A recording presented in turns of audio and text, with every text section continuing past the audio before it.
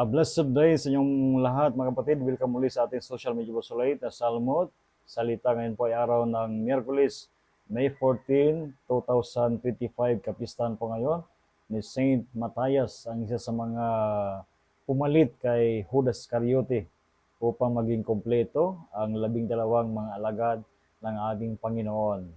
Ang ating ebanghelyo sa araw na ito ay mula sa ebanghelyo ni San Juan chapter 15 verses 9 to 17. Sabi ni Kristo sa ating ebanghelyo, "As the Father loves me, so I also love you. Remain in my love. If you keep my commandments, you will remain in my love, just as I have kept my Father's commandments and remain in His love." So ang keyword ng ating ebanghelyo ngayon ay remain in my love. Tayo ay lubusang minahal ng Diyos, ibinigay niya ang kanyang buong buhay para sa atin. Sana ang pagmamahal na yon ay panatilihin natin mga kapatid sa ating mga puso. Kung tayo man ay nasaktan sa nakaraang araw dahil sa eleksyon, dahil sa resulta ng eleksyon, sana ay manatili tayo sa pag-ibig ng ating Panginoon. Sapagkat ang pag-ibig na ito ay siyang ahihilom ng mga sugat, dala ng halalan. Ang pagmamahal na ito, remaining in love, no? Ang ating pananatili sa pagmamahal ng Panginoon will bring us together, will unite us together.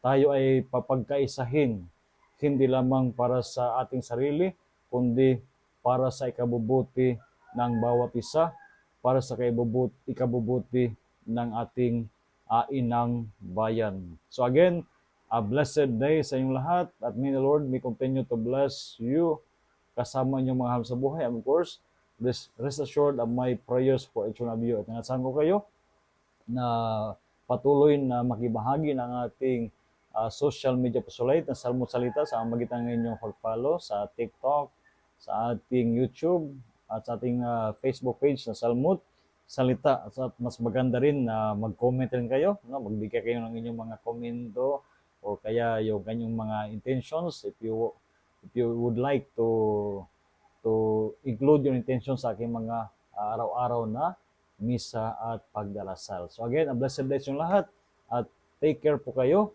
lagi, lalo na sa araw na ito.